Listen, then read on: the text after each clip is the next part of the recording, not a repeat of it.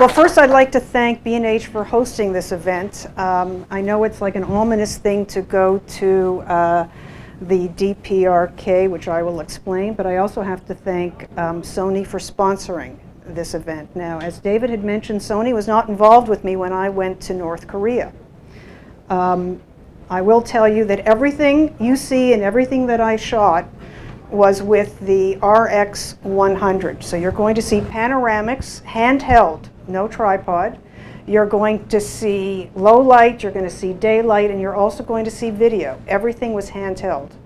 There was one image of my hotel room in Pyongyang. The camera was on a tripod, but that was in my hotel room. Let's just start with the Democratic Republic of Korea. First of all, it's important to note that the way I was able to travel there was totally legal. I had a visa to travel. I had 2 minders and a driver with me at all times. So even in my hotel in Pyongyang, even though my 2 minders resided in Pyongyang, they stayed in my hotel. All of my hotel rooms were absolutely fine. You will see you'll see my hotel room in Pyongyang. In general, my minders, they don't refer to the country as North Korea. It's really the Democratic People's Republic of Korea. They are Koreans. They really believe that unification will occur. That means that the South will join the North. So you're going to hear all of these terms going back and forth, whether they're North Koreans or not. When you read on the internet, you're going to see the DPRK, so they really refer to their country as the Democratic People's Republic of Korea. They are Koreans. In my Pyongyang hotel room, I had the BBC English. My minders did not. So there are certain things that they understood about the outside world. And I'm not going to get really into that as much as I'm sure you would like me to, but I really want to focus on the photography aspect of this trip. I did this trip in July. I was in Pyongyang, and then we drove south to Kaesong. I was there in the country for 5 days. Most of the time I had pouring rain. So if you ask me at night in Pyongyang, do they have lights on? I don't know, because it was all foggy at night. But this is the main square in Pyongyang, and I'm photographing this particular shot from the People's Library. So I'm standing on the very top of the People's Library looking down. I was there a week before. I'm sure you've all heard about the mass games, or the mass military parade, and this is really to celebrate the Aryong. They sometimes call it the Aryong Games, and that's based on a folk tale. It's a love story that reflects how North Korea came to be. So what you're looking at is the square. I've tried to, you can see the captions, I've tried to translate all of the Korean signs. And what's interesting about Pyongyang, and actually the other cities that I went to, is you see these signs and you don't really know what they mean. Most of the signs are slogans. There's maybe one sign that's a beer house or a restaurant, but most of them are slogans. Pyongyang and all of what I saw in North Korea was extremely clean, well organized. It's amazing to be in a city where you see almost no advertising, and there are very few cars. Now, because I was there a week before the mass parade, and the parade happens just below, on the square you see all of the markings, which when we go to another view, you'll be able to see some of the markings on the square, which is where people stand. And actually the crowds that you see at the very, by the road, they're actually in their brigades practicing for the mass games.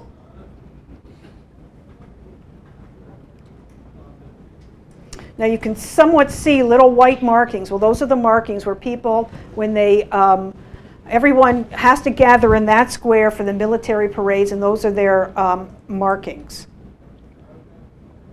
So what you're looking at now is, let me see if I can do it this way. Okay, let me do it this way. You can see the markings where each person is going to stand. I was standing up here, and this is the People's Library. The dear leaders enter from behind this particular building, and they stand up here. So the military parade, and you can see this on television, occurs along this road. So in the square, all the masses of people. Again, this is done with the RX-100 handheld. The panoramics, or everything is handheld, except for one shot. This is the square under the Juche Tower. And that's all I'm going to say. Throughout the city, I was fortunate enough to be able to see, and I have some video that will show you how they're practicing, but the soldiers are practicing for the mass games, and we'll see that later in my video.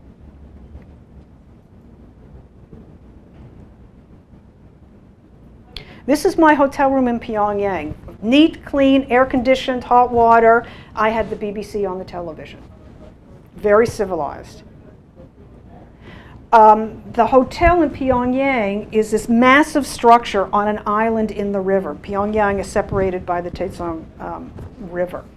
The hotel below, because really the tourists, unless you're with your minders, you really can't go out at night. And there are cafes, there are restaurants, there are nightclubs that you can go out to. It just so happened that, you know, we went to cafes and I worked late, so I didn't go out. So in this particular hotel, underneath, and it's almost like a bunker type structure. I mean, it's all, it's got to be deep underground. It's all marble. And the hotel itself was innocuous. There was a little commissary, so if you wanted to buy something, you could, but they wouldn't let me photograph. So there were restaurants, there was a bowling alley, a health club, swimming pool, etc. below, and this is just one of the little cafes down below. This is the breakfast room in the morning. And this is the view from the hotel of one side of Pyongyang.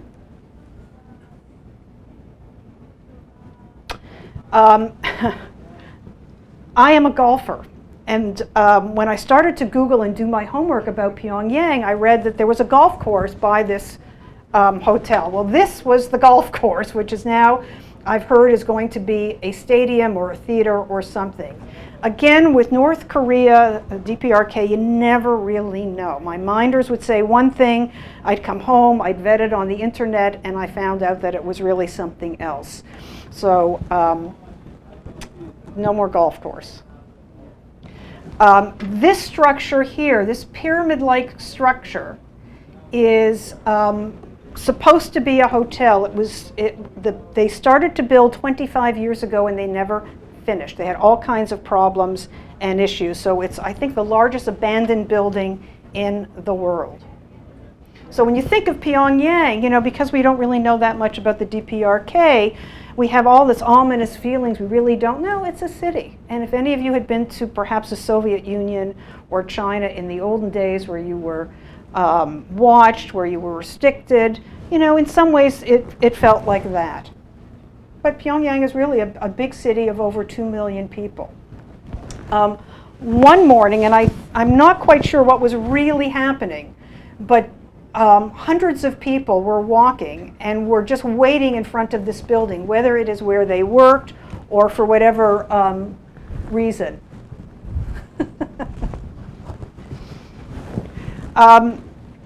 In Pyongyang, for as big as it is, what you will notice is that the cars that the people drive, and when I say the people, we're talking really about the party favorites, the party leaders, drive Mercedes, Audis, Volkswagens, all new cars. In fact, I saw a Mercedes once come and pick up one of the traffic police. So you never saw, at least I never saw, an older car. You see very few cars. You do see some buses and some trams, which we'll show, I'll show in a little bit on. Now this is the birthplace of the dear leader, and they have all these sayings or these nicknames for the dear leader, but this is Kim Il-sung's birthplace. Purportedly the birthplace. Everywhere I traveled, there was a local guide that came out to greet me and to literally lead me around that particular area. So these are the local guides. The buildings behind are all reconstructed, obviously. But when I turned around, there were some kids, and they said to me, "Do you want to photograph the children?" And you know, I'm desperate to photograph because I'm in a restricted area and I can only photograph certain things, and they made it very clear to me what I could and could not photograph. So I said, "Sure," and the woman pulled the broom away from these kids. I took my photograph, which the photograph that I ultimately took I'm not showing, but then the kids went back to cleaning the walkways of this particular park. So this is something that they really don't want you to see.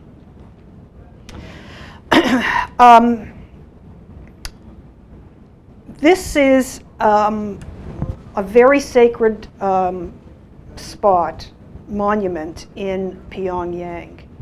And because I was there really at the right time, it was a time when people were paying their respects to the dear leaders. And there were processions, and to get up to this particular monument, you walked up this path through a park. For some reason, I couldn't photograph the people walking up to the monument, but I was able to photograph at the monument, and I have some film footage of the masses of people coming to pay their respects and placing flowers. But everything is orchestrated, and you can see there's the photographer with the ladder. So people would come en masse, and I believe that these were they attended with either where they lived in blocks. Don't forget, the government controls and owns everything. So you live in a government apartment building, you work for the government, they control everything, and I can actually discuss their money and currency as well. We'll get to that in a bit. But I think people, workers' units, brigades would come en masse to pay their respects.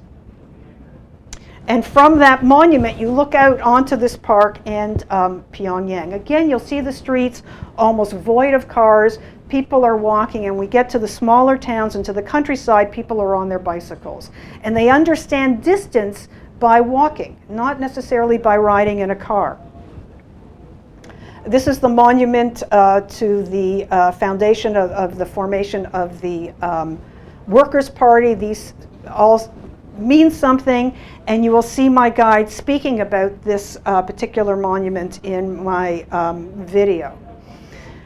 When I was in Pyongyang, there were other tourists. People had asked me, is this a tourist destination? Well, oddly enough, there are several travel companies in the United States and worldwide that will organize tours to the DPRK. When I was there, there were a few tourists. As far as I could tell, I was the only American. There may have been more, I just didn't see them.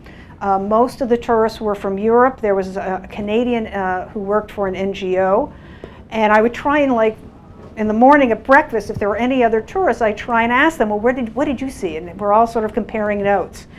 Because I traveled alone, and I wasn't with a group, I was able to negotiate with my agency and with my guides, minders, what I could go see. So thankfully, I wasn't on what I would call the monument tour.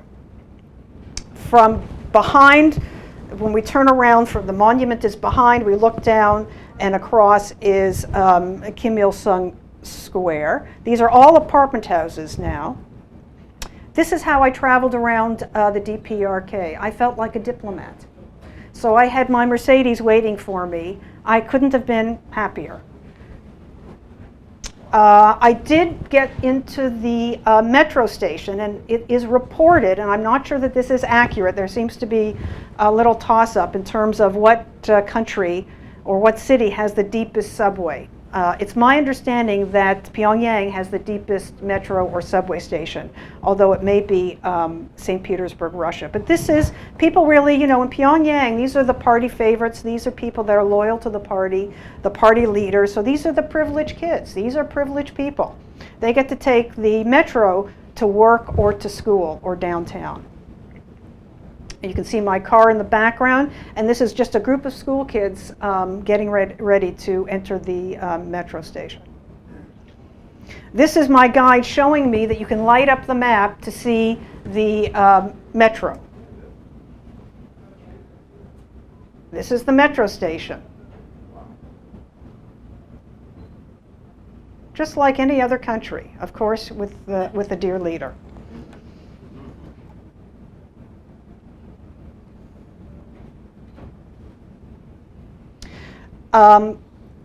What I did was when I came back, when I was traveling, I always asked my minders, can you translate? If I would see a word, I would ask them what this means and I would write it down. Then when I came back, I had all of these words, and I found actually at Parsons I had a couple of students, and the Korean that the Northern Koreans use is a little bit different than the South Koreans. But I was able to at least translate much of what I saw. And these newspapers are reverting back to, and they're talking about Kim Il-sung. They're really talking about history. They're not talking about, you know, when we think of a newspaper and we think about world events, that's not what this is. I sent this work off to my agency, and they said, what year did you shoot this in? I said, I shot it this past July.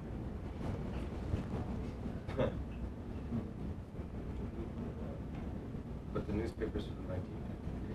Well, it has that date on it. You know what, with North Korea, you never really know. You know, someone asked me, well, what were the people like? Well, my minders were very considerate. In fact, what I found is that the people were as generous as they could be and as warm as they could be.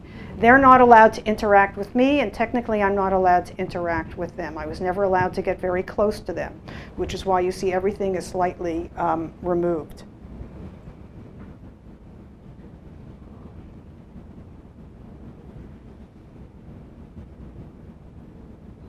This is the subway station in the heart of Pyongyang. When you exit that subway station, you are at their Arc de Triomphe. This is their Arc de Triomphe. And on the other side of this arc is a huge stadium. This is not where they do the mass games, but this is where they were practicing for the mass games. So most of the time when I was photographing, I had two minders. One of them was always behind me, or to make them feel comfortable, I had one of them stand behind me. Again, I was using the Sony RX100. They could see exactly what I was shooting on the back of my camera. So when I photograph this, if you can see, you're not allowed to have anything block the faces. Whenever you photograph one of the deer leaders, it has to be full frame. So he made sure that I didn't put one of these poles through one of the deer leaders' faces. Now, if you can see, all of these people now, they're in their workers' unit. They are now practicing for the mass games. And they're holding little plaques that identify which unit or brigade they're with. Here's a man looking at his smartphone. So they have smartphones. They don't access the internet. We'll talk about the internet in a moment. So this is in front of that stadium, and you can see everyone here is practicing. This happens to be the Flower Brigade. That's what they're called, but they're practicing. After I finished photographing in this particular area, I was able to walk behind the stadium, and there's a large park. And it was lunchtime, and this is one thing that I could not photograph. Everyone broke into groups of 4 or 6 people, and they were all sitting on the ground with their picnic lunches eating. And as I walked through the pathways and through all of these people, there must have been at least 1,000 people in little groups. I would hear every now and again, hi. And I would turn down and I would say, hi, how's your lunch? What are you eating? And then they would stop talking.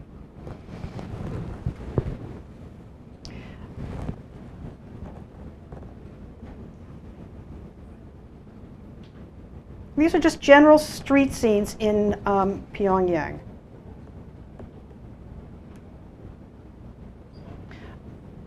Most of the time, I could not photograph I was not allowed to walk around. So eventually I convinced one of my guys, if we park the car, can I get out at least and walk across the street? So a lot of what you're seeing is really photographed from the car.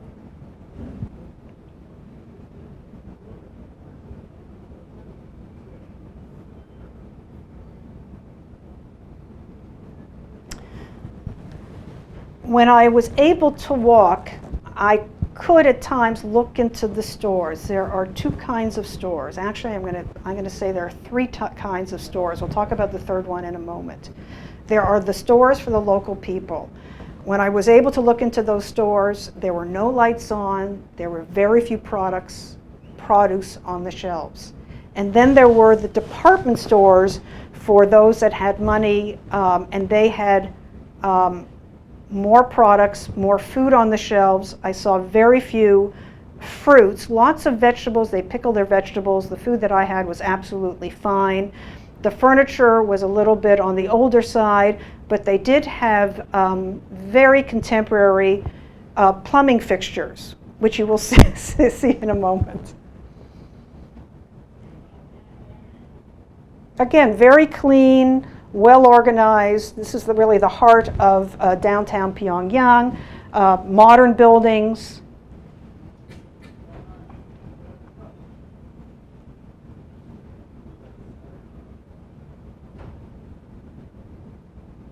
I mean, this could be anywhere. School kids walking to school or walking home.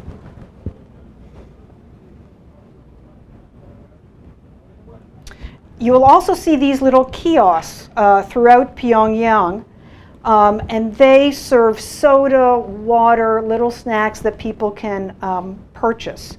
This is actually, I was able to walk down one block, and this is a beer hall. And I was able to look in the window. No chairs, people were standing, so it's really a local beer hall. That's a place where I was not allowed in.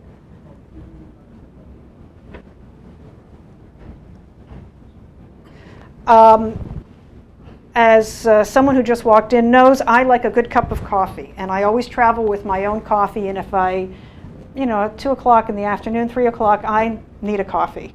I think I went to every coffee house in Pyongyang. This was not my favorite. I'll show you my favorite in a moment. This actually sells flowers and food products. The entrance is here.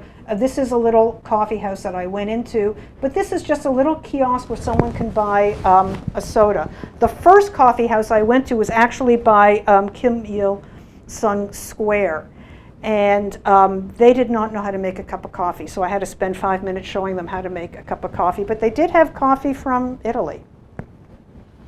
Then this is, again, another little kiosk. This one sells soda. What brand of soda? That I cannot tell you. But most of the beer is produced in North Korea. So I'm going to assume it was a North Korean soda, but I have no idea. So this is just one of the restaurants where we went for a hot pot lunch. The food that I was served was absolutely fine and plentiful, and I'm sure my guides were very happy to dine with me.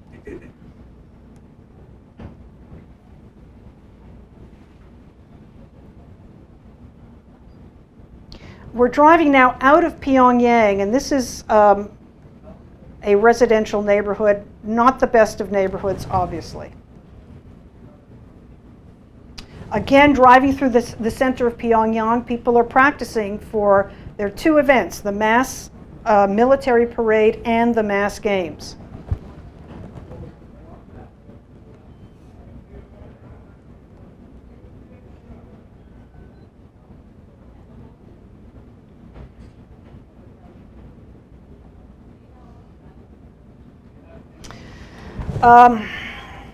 When I first arrived in Pyongyang and I drove in from the airport, and the countryside is rather beautiful, and the airport is actually not that far from the city center. But there were fields of rice, and there were hundreds of people planting. Hundreds, not 10 or 20, hundreds. There is a corner in Pyongyang. On the left side is a huge sporting complex. I believe other tourists have gotten in. At that particular moment, I was not allowed into this complex. On the right-hand side, the building here, I will discuss. This is a relatively new building, and it houses a very high-end clothing store. a very good coffee shop. This is a place to get coffee, and a series of banquet halls and restaurants, a swimming pool, and a health club. And even my guide had not been in this building, but he did take me in, which I was amazed at that. But in front of this building, I don't believe that the average citizen really knows what is in this particular building. And behind that building is the bowling alley, which we'll see in a moment. So you walk into this building, it's all marble. It's like any other office building in the world, except that this is not the internet. So their notion of the internet is not what the internet really is. It's a closed system. So they're usually watching videos, and when we get to the People's Library, when they're searching the internet or searching their computer, it's just their cataloging system. And at the People's Library, they are scanning the books so people can read the books on the computer. So this is my favorite coffee house in Pyongyang, and they can make a very good cup of coffee. The signs are in English. When I went into coffee houses and restaurants that serve the tourists, there were drawers, and even if I wanted to buy an ice cream or anything, when they opened up the drawer, there was US dollars, Chinese renminbi, euros. I was not allowed even to touch the local currency. So if it was 350 won, which is the local currency, it was 350 euros or 350 US dollars to me. Or they had a little calculator and they would make the conversion.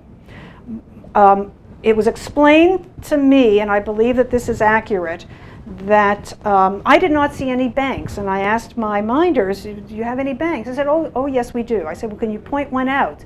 They never did. So I didn't see anything that looked like a bank. That doesn't mean that they don't exist. But again, they all work for the government. They're paid. Money goes into their bank account, although they did tell me that they do pay rent on their apartments. But they do have little, like, debit cards. So when we go to the store, they have the little debit card machine. And that's how they will pay for things. I mean, they do have a currency. So in this particular building, they have this high-end restaurant. It's 50 euros per person to dine. And I was willing to do it because that's what I like to do. But if I go, I have to take my 2 minders and the driver. So that was not going to happen. But you go into these high-end places, and it's just like a disconnect.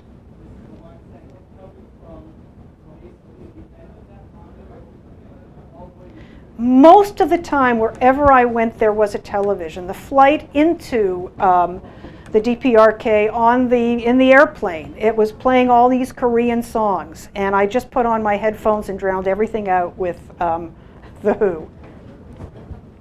This is the bathroom in this complex. I was shocked. And when I went into the department store, you saw, an old style furniture, but they had all these modern plumbing fixtures. I don't have a bathroom like this. This is again a private dining room in that complex, a banquet room. And even my guides were very surprised. So across from the Juche Tower is another bar, cafe. And even though we have no relationship with North Korea, and I wouldn't even say no, if you have the money and you can go into these bars or restaurants, you can get almost everything you want. And this is actually a cafe or bar that specializes in beer, and they have a whole slew of Korean beers. And the Korean beers were actually quite good, fresh and actually very good. This is the bowling alley behind that complex. So there's my Mercedes, and there's one other car in this particular bowling alley. At the time, I didn't realize it, but it's Golden Lane. I didn't realize the English. And it surprised me when I looked at it. It surprised me, cashier in English. For such a contentious relationship, to see some English, to me, was surprising. These are the Koreans. These are the people we're talking about. So, cell phones, most North Koreans wear a little pin with one of their dear leaders or 2 of the dear leaders. But, this is the bowling alley.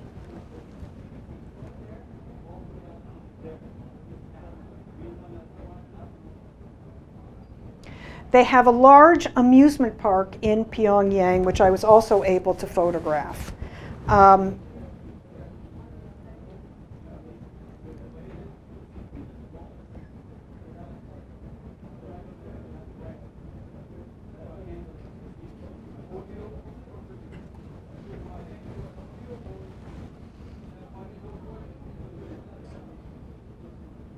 I think this is the closest I was able to get to any person to photograph.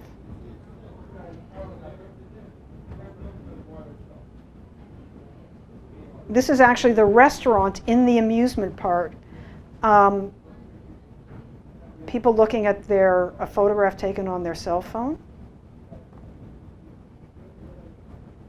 I was able to get into the maternity hospital. My minder stayed behind, and this, I'm not sure if she was a doctor or who she was, but she was my local guide for the hospital. I had to put booties on, and I had to wear a lab coat. When I went into the hospital, the main entrance was the old section of the hospital. What I could not photograph, unfortunately, is to the right, that hallway. As I walked down that hallway, all the new mothers gathered to see their newborn infants that were wheeled out. And that's when I realized how many ways there are to say no in Korean. So at that point, it was like the first day of my trip, and I asked, can I photograph? And they said, we'll come back. Well, that should have been a sign that it means really no. So we're going through the hospital, and they do allow me to photograph their labs, incubators. When a mother leaves the hospital, the last conversation that she has with the nurse is via a telephone conversation. They're not allowed to have to be in person-to-person contact with the hospital staff. They believe that that's not a good thing and that that's a way to spread germs. This is all through a window. This is with the little RX 100 through a window.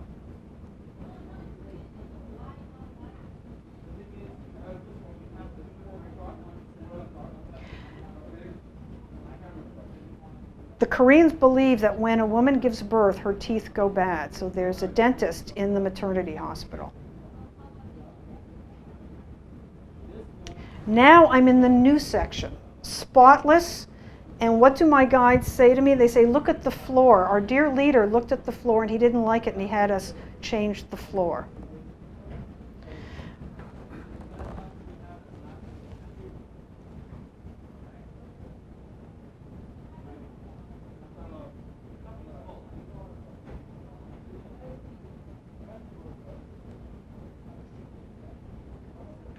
A patient and a nurse in the new section of the hospital.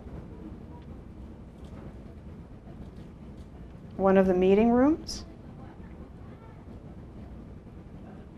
One of the treatment rooms. This is in the People's Library, or the People's Study Hall. And my guide said, well, we have the internet. I said, well, can I go and look at it? It's a closed system. It's really just the catalog of books. So I was about to use the word Google, which is not the correct term, but I did a search for Hemingway. And they do have some, Hemingway. I did a search for the New York Times, so obviously they don't have that. But they do have an internal indexing system for the People's Study House. They're reading from the computer, and I said, can I see where you scan the books? And they did take me to where they scan the books, and sure enough, they have a flatbed scanner, and someone is sitting there scanning all of their books.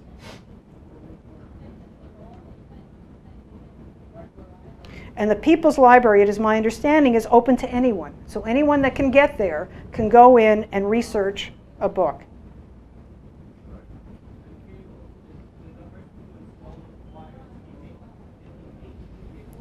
They have a music room. This is their music room. So I asked them, well, what kind of music do you have? And they brought out a CD. It was obviously burned, and on the cover it said Beethoven, Chopin, Mozart. Oh, this is them recording their music. This is Chopin recording Chopin.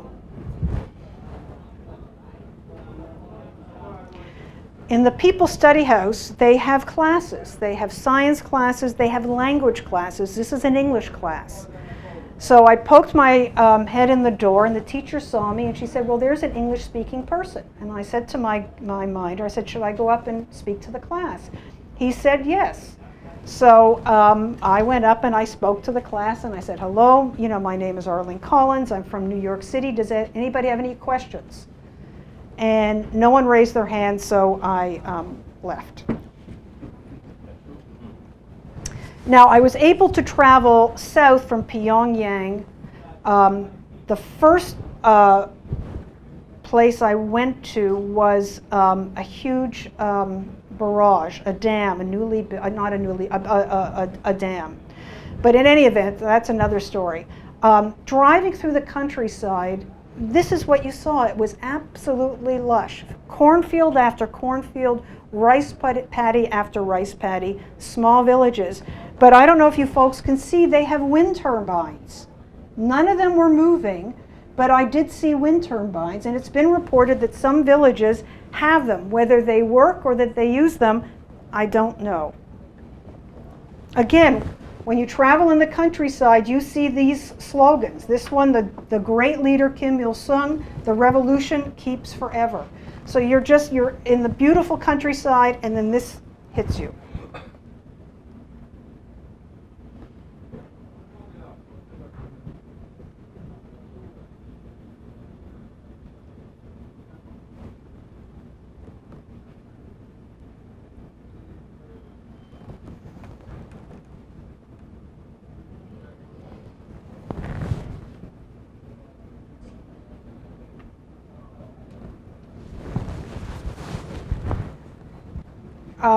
As we were traveling in the countryside, I did try to photograph as much as possible. In the countryside, for the most part, my car was the only car on the road. There were a couple of buses, but my car was the only car on the road. Most people were walking, and you could see the villages in the distance. So they were not walking. It was not a 20-minute walk. It was an hour-plus walk if they were going somewhere and returning. This was a touch surprising because most of the people here are actually washing their bicycles in the river. This is the West Sea Barrage, and this is where former President Carter stood to see this barrage. Everywhere you went, there was a portrait of one of their dear leaders. And after I was finished, whether it was at the hospital or at the barrage or at the library or at the DMZ zone, they took you into a room, they showed you a video, and they asked you to sign a book.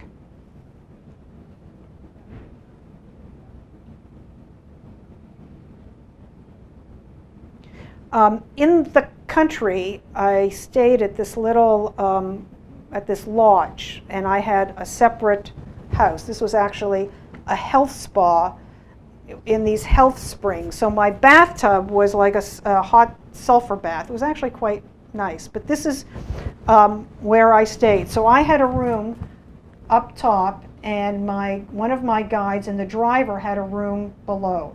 And they said to me, you can walk out, but you can't walk in this direction. You can walk in the other direction. So early the next morning, I went to walk out, and this is what I did not want to see, but it's a scale because it's a health spa. But they locked the front door, so I couldn't get out. And when my guide heard me trying to open the door, he immediately ran out and unlocked the door and let me out for a walk. I mean, we were in the country. There was nothing really to see. And now we're driving towards Sariwan, a small village or a small town.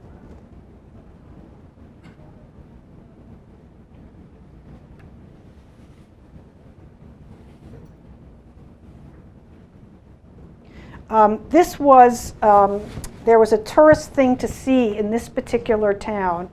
And by this time, one of my guides, who was terrific, he was open-minded, he was curious, In the car, we would have interesting conversations when I said, and their English was very, very good. But when I said a word that he didn't understand, I would look up that word on my iPhone. So in this particular town, well, this is Kaesong. In this particular town, Seriwon, there was a tourist site that I really did not want to see. And he was pretty good. He said, okay, we can walk in the streets. This is in Kaesong. I stayed in an old style or traditional style Korean village. And I'm just standing at the entrance to the hotel. And I literally could not step over. I was not allowed to walk outside without my minders. This is a drugstore, so here's the sign for a little drugstore.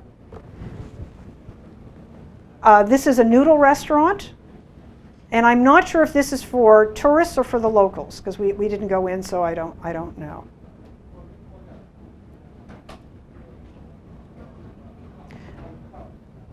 This is the restaurant of my hotel. I can tell you that their specialty is a pet that probably some of you have, so I did not eat. This is a downtown Kaesong, early in the morning. This is the post office. I was actually somewhat surprised. I probably should not have been, but this is the post office. And the first day that I arrived in Pyongyang, what struck me was that there were no large signs. Everything was small, except for one or two actually electronic signs. This is the heart of Kaesong. Again, wide streets, no cars.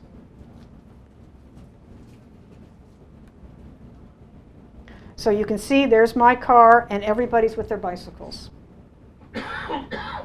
The building that you just saw is a huge restaurant. This is the tourist restaurant.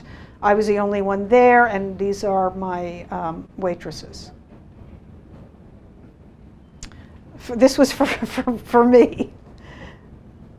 That's a meal for one.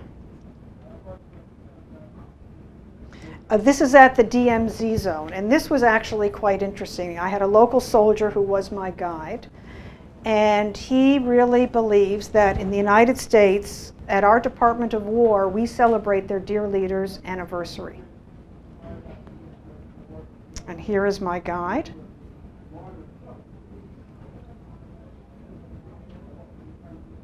And now we're looking at South Korea. So we're looking at the meeting rooms, the division, and on the other side, I'm standing on the north, and we're looking towards the south.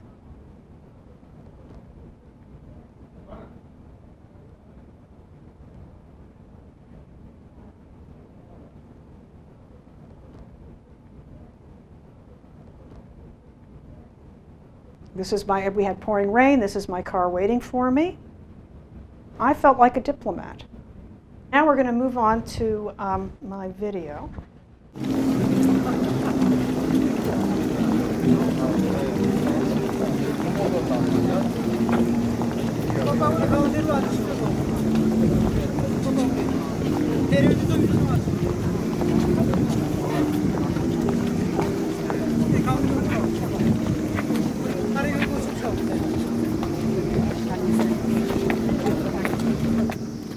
올라가자니까.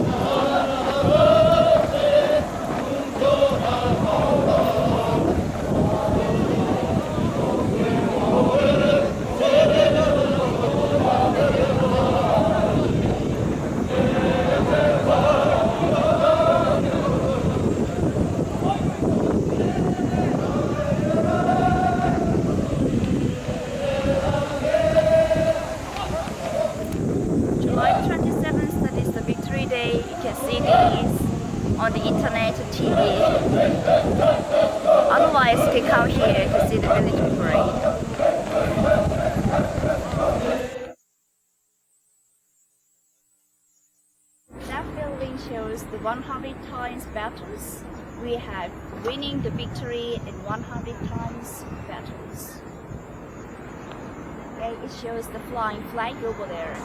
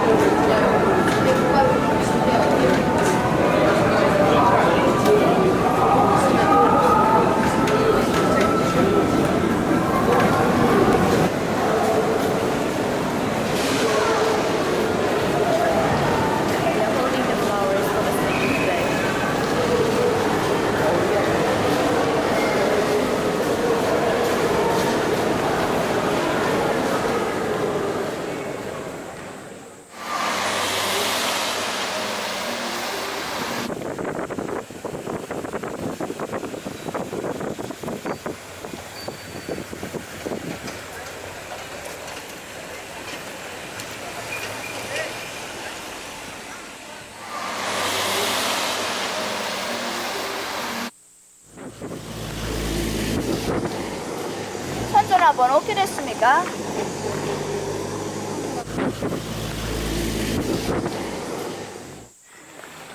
위지를 지금 인간은 또 이런 데서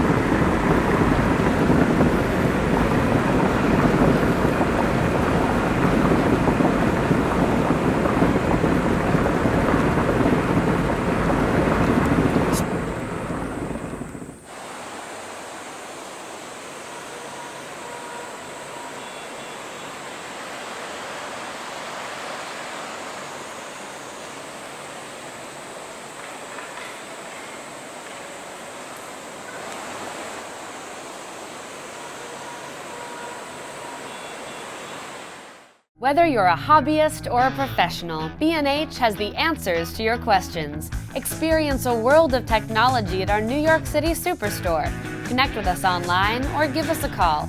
Our staff of experts is happy to help.